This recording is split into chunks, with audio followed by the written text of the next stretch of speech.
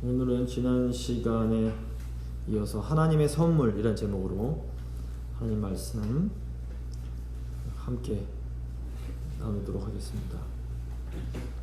예수님께서 하나님의 선물을 주시기 위해서 사마리아라는 지역에 있는 한 여인을 찾아가셨습니다.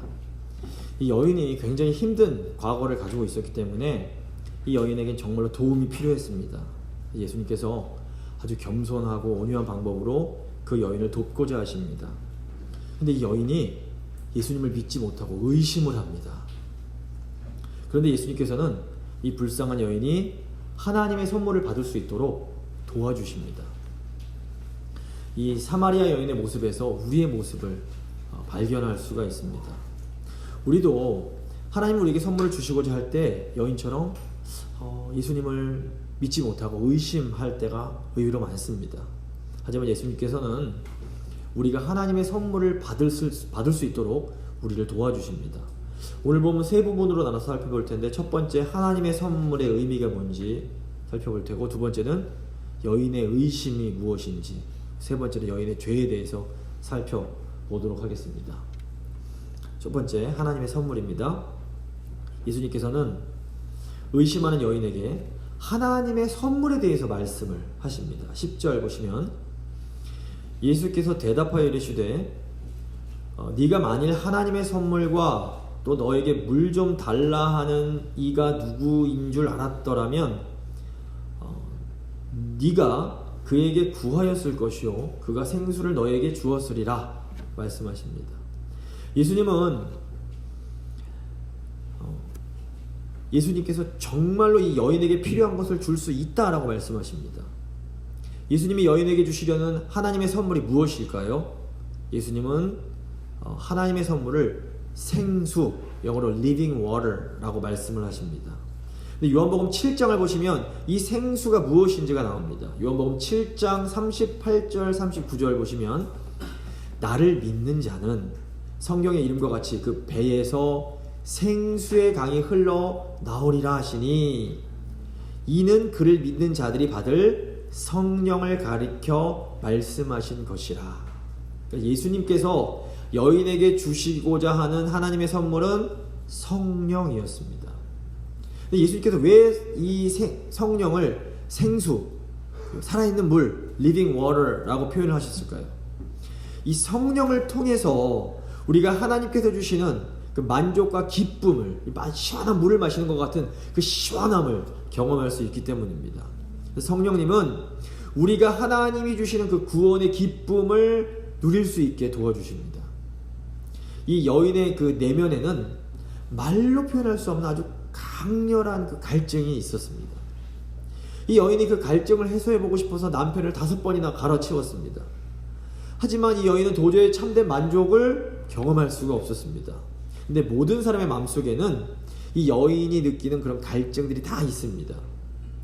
우리 안에도 행복함과 그런 만족을 향한 아주 근본적인 욕망이 다 있습니다. 사람들이 뭔가를 열심히 하는 이유는 바로 이 욕망을 채우고 싶기 때문입니다. 그래서 어떤 사람들은 돈을 많이 벌면 이 목마름이 채워질 거라고 생각하면서 모든 걸 다 바쳐서 악착같이 돈을 법니다. 근데 이런 분들이 돈을 많이 벌고 나면 정말 그 인생이 만족스러운가? 그렇지 않을 때가 참 많은 것 같습니다. 일단 대부분 사람들은 자신들이 원하는 만큼 돈을 많이 벌지 못합니다. 그래서 불행합니다. 근데 정말로 돈을 많이 번 사람들도 별로 그렇게 행복해 보이지 않을 때가 많습니다. 또 어떤 사람들은 권력을 얻으면 그 목마름이 채워질까 해서 열심히 또 노력을 합니다. 그런데 이 권력자들을 봐도 별로 인생이 만족스러워 보이지 못합니다. 도리어 권력이 커지면 커질수록 더 그 안에 갈증이 심해지는 것처럼 보입니다. 그래서 돈과 권력을 얻은 사람들이 결국 이 갈증을 견디다 못해 어떻게 합니까? 쾌락을 추구하기 시작합니다. 그래서 뉴스에 나오는 고위층의 스캔들들을 보면 그 사람들이 돈도 많고 권력도 있지만 결국에는 오늘 말씀에 나오는 사마리아 여인처럼 그 안에 심한 갈증을 느끼는 인간의 불과함을 보게 됩니다. 우리 안에 있는 이 갈증은 근본적으로 영적인 것입니다. 영적이라 함은 곧 하나님과의 관계를 의미합니다. 우리 안의 갈증은 이 세상의 것들을 많이 가지고 또 이 세상 것들을 누린다고 해서 해소되는 것이 아닙니다. 이 갈증은 오직 성령을 통해서 하나님께서 주시는 물을 마실 때에만 해소될 수가 있습니다. 초대 교부 중에 기독교 신학의 기초를 놓은 성 어거스틴 또는 아우구스투스라고 불리는 분이 계십니다. 이 어거스틴도 젊은 시절에 그 마음 가운데 도저히 해결될 수 없는 아주 강한 목마름이 있었습니다. 그래서 이분이 지식으로 그 갈증을 해결해 보려고 공부를 정말 열심히 합니다. 그런데 이 목마름이 채워지질 않았습니다. 또 이 어거스틴이 17살 때에 사생아를 낳을 만큼 쾌락으로도 한번 갈증을 채워보려고 노력을 합니다. 하지만 결국 이런 세상의 것들은 이 어거스틴에게 참된 만족을 주질 못했습니다. 긴 방황 끝에 어거스틴이 예수님을 믿고 나서야 그 갈증을 해소할 수 있게 됩니다. 훗날 어거스틴이 자신의 인생과 신학을 담은 고백록이란 책에서 아주 유명한 고백을 합니다. 우리의 영혼은 하나님에 의해서 또 하나님을 위해서 지음을 받았기 때문에 하나님 안에서 안식할 때까지는 결코 만족함이 없습니다 라는 말입니다. 인간은 하나님의 형상대로 창조되었기 때문에 창조주이신 하나님 안에서만 참된 만족을 누릴 수 있습니다. 죄란 우리에게 참된 만족을 주시는 창조자 하나님으로부터 이렇게 떨어져 나가는 게 죄입니다. 그리고 죽음이란 창조자 하나님과 완전히 분리되어 있는 이 상태를 성경은 죽음이라고 부릅니다. 지금 이제 제 막내딸이 10개월, 11개월이 되어갑니다. 근데 이 아이가 엄마 품속에서 하나님의 품을 느낍니다. 이 엄마 품 안에만 있으면 밖에서 뭐 무슨 막 폭죽이 터지고 난리가 나도 그냥 아이는 편안하게 안식을 누릴 수가 있습니다. 그런데 뭐 이 아이에게 최고급 몇십만 원 되는 최고 분유를 주고 뭐 몇백 불 되는 장난감을 안겨준다고 해도 이 아이는 엄마 품을 떠나면 절대로 행복할 수가 없습니다. 근데 우리와 하나님의 관계가 이와 비슷합니다. 죄로 인해서 하나님을 떠난 사람은 이 세상 것들을 아무리 많이 소유한다고 해도 절대로 참된 만족을 누릴 수가 없는 겁니다. 예수님은 하나님 품 안에서 안식을 얻지 못해서 너무 목말라 하는 이 여인을 위해서 이 사마리아까지 찾아가십니다. 그리고 그 여인에게 바로 내가 당신이 정말로 원하는 참된 만족을 줄 수 있습니다. 나에게 구하시오. 이렇게 말씀을 하십니다. 하나님의 선물을 주시기 위해서 여인을 찾아가 그 여인을 다정하게 부르셨던 예수님께서 지금도 말씀을 통해서 우리를 찾아와 주시고 우리를 불러주고 계십니다. 하나님께서 도대체 뭐가 아쉬워서 말씀을 통해 계속해서 우리를 찾아오시고 또 우리를 불러주시는 것일까요? 성경은 하나님이 우리를 너무나 사랑하시기 때문이다 라고 가르칩니다. 하나님은 지금도 말씀을 통해서 우리의 마음 문을 두드리고 계십니다. 나는 너희가 정말로 원하는 만족을 줄 수 있다. 그러니 제발 내가 주는 선물을 받아라. 믿음이란 바로 하나님께서 주시는 이 은혜의 선물을 겸손하게 두 손 내밀어 받는 게 믿음입니다. 하나님의 은혜에 믿음으로 반응하셔서 이 하나님의 선물을 꼭 받으실 수 있게 되기를 바랍니다. 두 번째, 여인의 의심입니다. 사마리아 여인의 상황은 굉장히 절박합니다.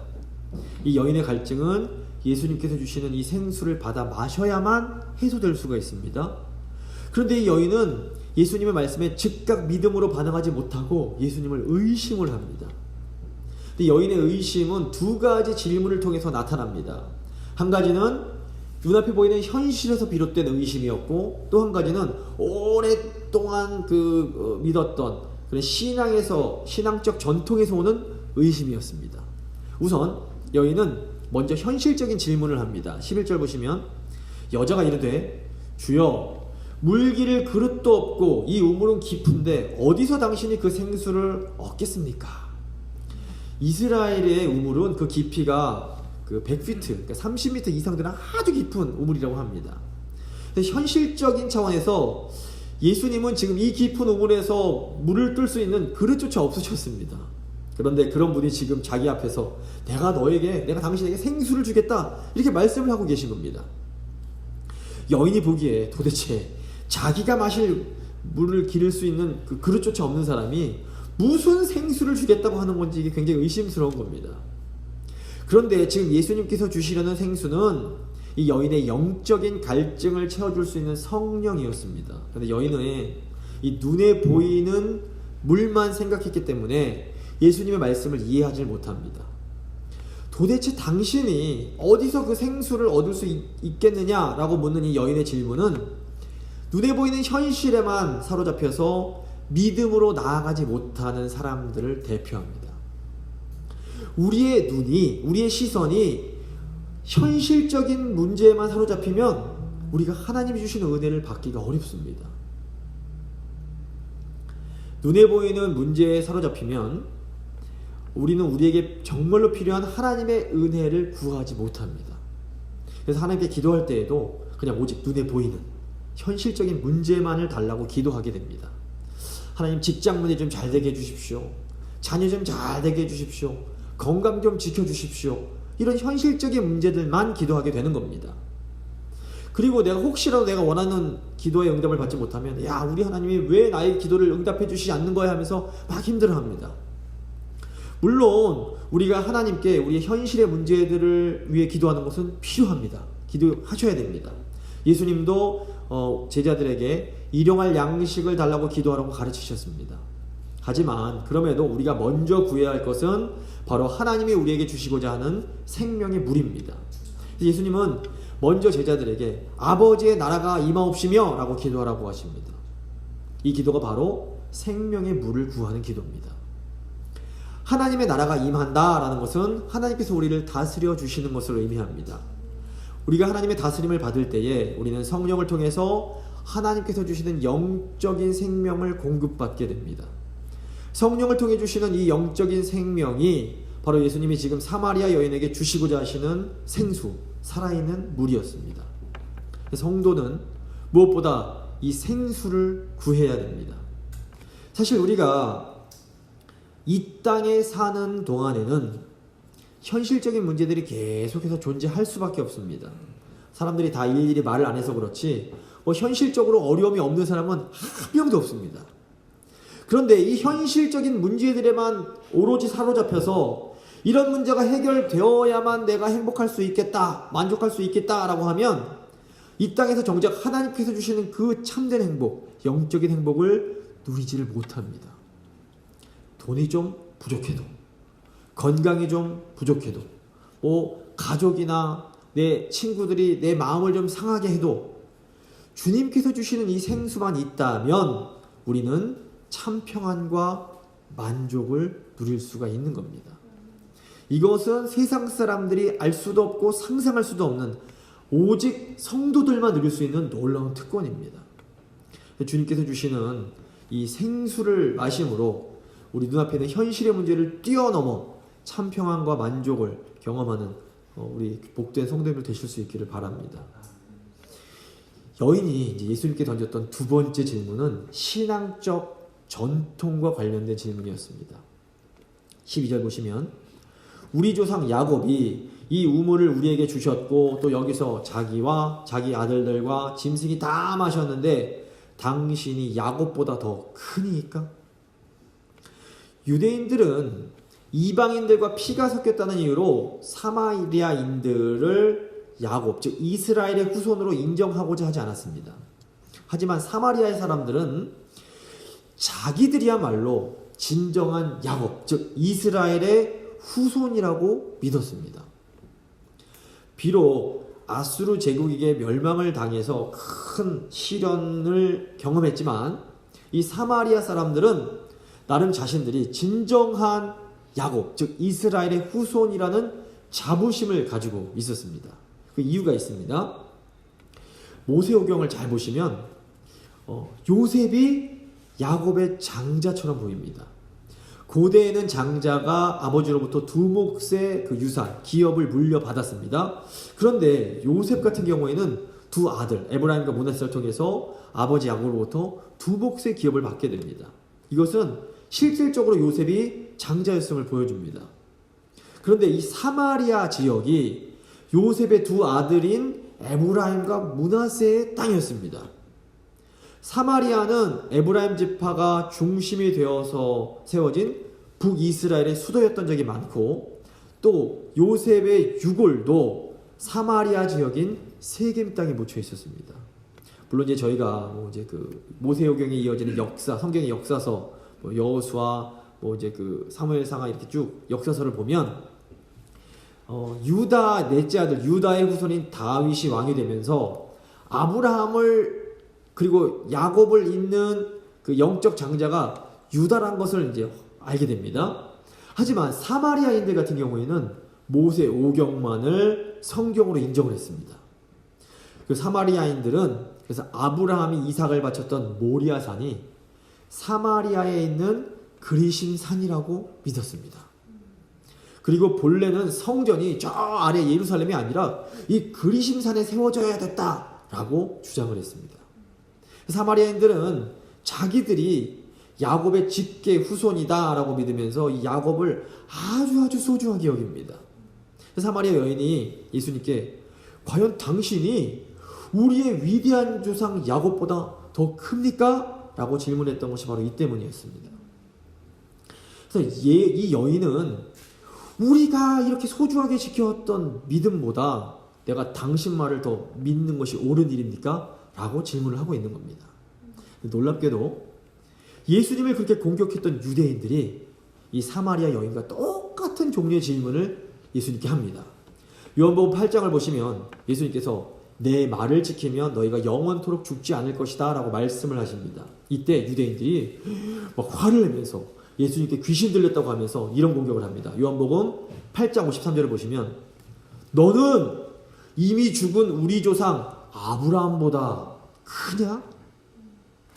유대인들은 지금 사마리아 여인처럼 자신들이 소중하게 지켜온 믿음보다 예수님의 말이 더 중요하냐고 따지고 있습니다. 그러니까 사람들이 가지고 있는 어떤 종교적인 전통이 하나님이 우리에게 주시고자 하시는 그 선물을 받지 못하게 방해할 수가 있습니다. 우리가 현실의 문제에 너무 집착할 때 하나님 선물을 받기가 어려운 것처럼 우리가 어떤 신앙적으로 예전부터 가져왔던 어떤 그런 신앙적인 전통을 고집할 때에도 하나님이 우리에게 주시는 선물을 받기가 어려울 수가 있는 겁니다. 사마리아인들이나 또 유대인들이나 하나님 말고 다른 신을 섬겼던 게 아닙니다. 이 사람들도 나름대로 조상 때부터 믿어오던 그 하나님을 잘 믿고 섬기기 위해서 노력했던 사람들입니다. 그런데 이 사람들의 문제가 뭡니까? 이들은 자신들의 종교적인 전통을 너무너무 소중하게 여겼던 겁니다. 그래서 사마리아인들이 보기에는 자기들의 조상 야곱이 가장 위대한 사람이었습니다. 또 유대인들이 보기에는 자기들이 믿었던 조상 아브라함이 가장 위대한 사람이었습니다. 하지만 예수님은 야곱이나 아브라함과 비교할 수 없이 위대한 분이셨습니다. 그러니까 자기들의 믿음의 조상인 아브라함과 야곱을 존경하는 것은 나쁜 것은 결코 아닙니다. 하지만 이 존경이 너무 지나치다 보면 종교적인 고집, 아집으로 변할 수가 있습니다. 문제는 이런 종교적인 고집이 아브라함과 야곱이 정작 그토록 사모하던 메시아 예수님을 받아들이지 못하게 하는 아주 끔찍한 결과로 이어지게 되었던 것입니다. 근데 이것이 사마리아인이나 유대인의 문제만으로 국한되는 것이 아니었습니다.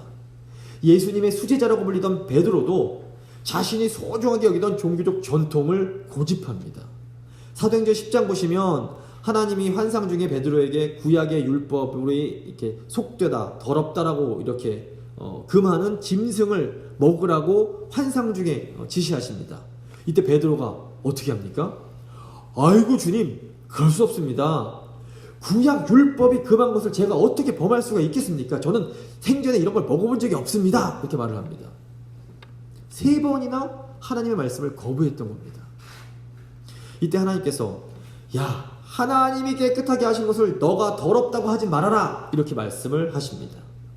그래서 우리가 가진 신앙적인 고정관념이 예수님이 우리에게 주시고자 하시는 생명의 물을 마시지 못하도록 방해할 수 있다는 것을 우리가 기억해야 합니다.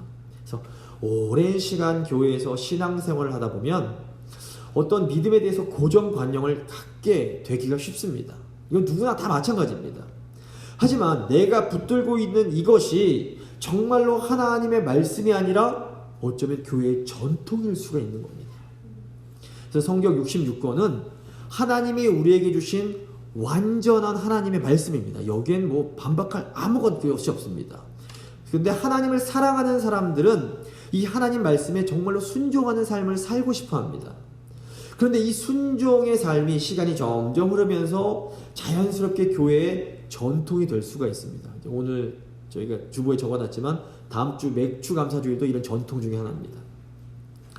문제는 시간이 흐르면서 이 전통이 하나님의 말씀인 복음보다도 더 중요해지게 될 때 이게 문제가 됩니다. 그래서 복음서를 보시면 예수님께서 장로들의 유전, 장로들의 전통을 아주 무섭게 비판하십니다. 그런데 사실은 이 장로들의 전통도 처음에는 아주 좋은 의도로 만들어진 것들이었습니다. 그래서 바벨론 포로 생활에서 귀환했던 이 유대 백성들이 학사 에스라의 지도하에서 하나님 말씀에 어떻게 하면 더 잘 순종할 수 있을까 고민하면서 만들었던 것이 바로 이 장로들의 전통이었습니다. 그러니까 우리가 교만하게 내 생각을 고집하다 보면 우리는 하나님께서 주시는 선물을 받아 누리지 못합니다. 결국 하나님을 정말로 마음으로 사랑하면서도 하나님께서 주시는 그런 기쁨과 평안을 경험하지 못하는 안타까운 일이 생길 수가 있는 겁니다. 그러므로 우리가 하나님의 선물을 받으려면 어떻게 해야 됩니까? 먼저 우리의 부족함, 우리의 완전하지 못함을 인정해야 됩니다. 하나님의 말씀은 완전하지만 그 말씀을 받는 우리는 완전하지 못한 겁니다. 그래서 성경을 잘 알면 알수록, 신학을 배우면 배울수록 우리는 우리의 부족함을 고백하면서 더 겸손해져야 됩니다. 우리가 하나님의 은혜를 누리면서 살아가려면 우리 눈앞에 있는 현실의 문제에 지나치게 사로잡히면 안 됩니다. 또 동시에 우리가 어떤 제한된 경험이나 우리의 어떤 지식들이 하나님의 은혜를 맞는 고정관념이 되지 않을 수 있도록 우리가 늘 겸손하게 살아계신 하나님의 은혜를 구하면서 살아야 됩니다. 13절, 14절 보시면 예수께서 대답하여 이르시되 이 물을 마시는 자마다 다시 목이 마르려니와 내가 주는 물을 마시는 자는 영원히 목마르지 아니하리니 내가 주는 물은 그 속에서 영생하도록 솟아나는 샘물이 되리라. 놀랍게도 예수님은 의심하는 여인을 책망하지 않으십니다. 그래서 예수님은 다시 한번 이 여인에게 예수님께서 주고자 하시는 선물이 무엇인지를 알려주십니다. 예수님은 그 여인의 영적 목마름에 대해서 누구보다 잘 알고 계셨습니다. 그래서 예수님께서 그 여인에게 언제까지 고집부리면서 이 목마른 삶을 살 거냐 이렇게 말씀을 하시는 겁니다. 예수님은 그렇게 네 마음대로 살아봤으면 이제 충분하지 않냐 라고 하시면서 이제 내가 주는 생명의 물을 마셔라 이렇게 말씀하시는 겁니다. 15절 보시면 여자가 이르되 주여 그런 물을 나에게 주사 목마르지도 않고 또 여기 물 기르러 다시 오지 않게 해주십시오 이렇게 말을 합니다. 여인은 조금 전까지만 해도 예수님 당신이 어떻게 그런 물을 줄 수 있습니까? 라고 의심을 했습니다. 근데 예수님의 말씀을 듣고는 이제 예수님께 생수를 달라고 간구하기 시작합니다. 그래서 우리가 반복해서 복음의 말씀을 들어야 하는 이유가 바로 이 때문에 그렇습니다. 계속 반복해서 이 복음의 말씀을 듣다 보면 결국 여인처럼 언젠가 마음이 활짝 열리는 순간이 오게 됩니다. 근데 이렇게 마음을 열고 간구하는 여인에게 예수님께서 무슨 말씀을 하십니까? 이 세 번째 여인의 죄입니다. 예수님은 하나님의 선물에 마음의 문을 연 여인에게 진짜 문제를 말씀하십니다. 16절입니다. 이르시되 가서 너의 남편을 불러오라. 예수님은 여인이 일평생 붙들고 있던 이 여인의 죄의 문제를 지적하십니다. 여인은 아마도 예수님께서 이 말씀하셨을 때 속으로 깜짝 놀랐을 겁니다. 예수님께서 자신이 꽁꽁 숨기고 싶어하는 이 죄를 정확하게 지적하셨기 때문입니다. 17절 보시면 여자가 대답하여 이르되 나는 남편이 없나이다. 예수께서 이르시되 네가 남편이 없다 하는 말이 옳도다. 너에게 남편이 5이 있었고 지금 있는 자도 너의 남편이 아니니 네 말이 참되도다. 여인이 처음에 저에게는 남편이 없는데요 라고 말을 합니다. 아마도 여인은 예수님께 자기의 그런 개인적 문제를 말하고 싶지 않았을 겁니다. 사실 이 여인도 남편을 여러 번 이렇게 바꾼 것이 자신의 문제요 죄라는 것을 알고 있었을 겁니다. 하지만 여인은 그 문제를 구태여 끄집어내서 죄로 인정하고 싶어 하지 않았습니다. 어쩌면 이 남편의 문제는 여인이 정말로 꺼내고 싶지 않은 아주 가슴 아픈 일이었을 수도 있습니다. 그런데 예수님께서는 이 여인의 마음속에 있는 그 문제를 그저 사랑이란 이름으로 무조건 덮어주고 모른 척하지 않으십니다. 예수님께서 보시기에 이 남편의 문제야말로 이 여인의 영혼을 죽이고 있는 암덩어리와 같은 문제였기 때문입니다. 예수님은 그 여인 안에서 암처럼 자라고 있는 이 죄를 정확하게 집어주시면서 가서 너의 남편을 불러와라 이렇게 말씀을 하십니다. 때로 예수님의 말씀은 환자의 몸에 있는 암덩어리를 잘라내는 수술용 메스처럼 아주 날카롭고 아프게 느껴질 수 있습니다. 하지만 이 예수님의 말씀은 우리를 아프게 하기 위한 것이 아니라 결국 우리를 살리고 회복시키기 위한 것임을 알아야 됩니다. 교회인 우리는 이 예수님처럼 이렇게 상처가 있는 사람들에게 찾아가서 하나님의 사랑을 전해 주어야 됩니다.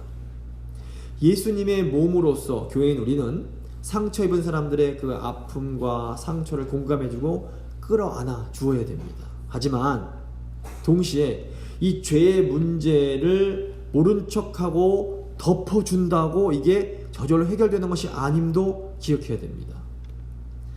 모든 사람들에게는 드러내고 싶지 않은 부끄러운 죄와 가슴 아픈 상처들이 다 있게 마련입니다.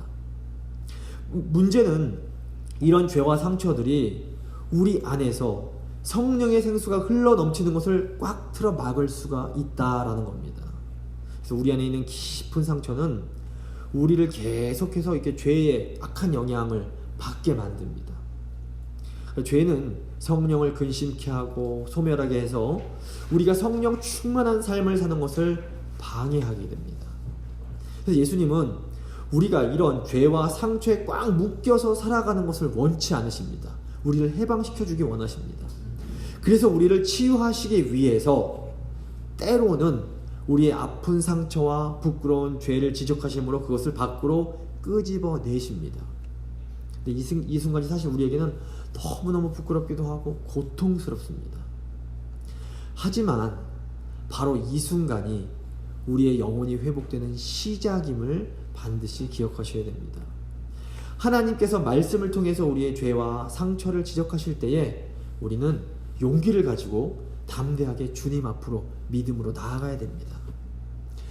회개란 우리가 우리 죄와 상처에 등을 돌리고 구원이란 은혜를 주시는 이 하나님께 나아가서 용서와 치료하심을 받는 과정입니다. 그래서 하나님은 우리에게 구원이란 은혜를 이렇게 선물로 주실 때에 그 선물을 받기 위해서 내미는 손이 믿음이다 말씀드렸습니다. 그런데 이 믿음에는 우리가 죄와 상처에서 등을 돌리는 이 회개가 반드시 포함이 됩니다. 우리가 하나님이 주시는 이 생수를 받아 마시려면 반드시 우리 안에 있는 이 죄와 상처를 회개하고 우리의 그 상처를 회복 받아야만 합니다. 말씀을 마무리 짓도록 하겠습니다. 2000년 전에 예수님께서 사마리아에 있는 여인을 찾아가신 이유가 무엇입니까? 여인의 그 깊은 상처와 죄를 드러내어 고쳐주심으로 성령을 통해서 완전히 새로운 삶을 살 수 있도록 도와주시기 위해서였습니다. 2000년 전 한 이름 없는 여인을 찾아가셔서 만나주셨던 예수님께서 지금도 말씀을 통해 우리를 찾아오셨습니다. 이제 우리는 어떻게 해야 됩니까? 우리는 사마리아 여인처럼 주님, 제게도 성령의 생수를 주시옵소서라고 간구해야 됩니다. 우리가 정말로 간절히 생수를 구할 때에 예수님은 말씀을 통해서 우리의 상처와 죄를 끄집어 내실 수 있습니다. 이때 우리는 용기를 내어서 믿음으로 주님 앞에 나아가서 하나님, 제가 하나님 앞에서 이런 더러운 죄들을 지었고 또 제 안에 이런 아픈 상처들이 있습니다. 주님, 저의 죄를 용서해 주시고 저를 고쳐 주시옵소서. 간절히 기도해야 됩니다. 우리가 이렇게 기도할 때에 하나님은 우리의 죄를 깨끗하게 씻으시고 용서하시고 우리의 그 아픈 상처들을 치료해 주실 겁니다. 그리고 성령을 통해 우리의 영혼을 시원케 하시고 우리의 영혼을 만족시켜 주실 것입니다. 하나님의 이 은혜의 부르심에 믿음으로 응답하셔서 하나님께서 주시는 선물을 받아 누리는 우리 모두가 될 수 있기를 간절히 축원합니다. 이제 믿음의 기도 함께 드리시겠습니다.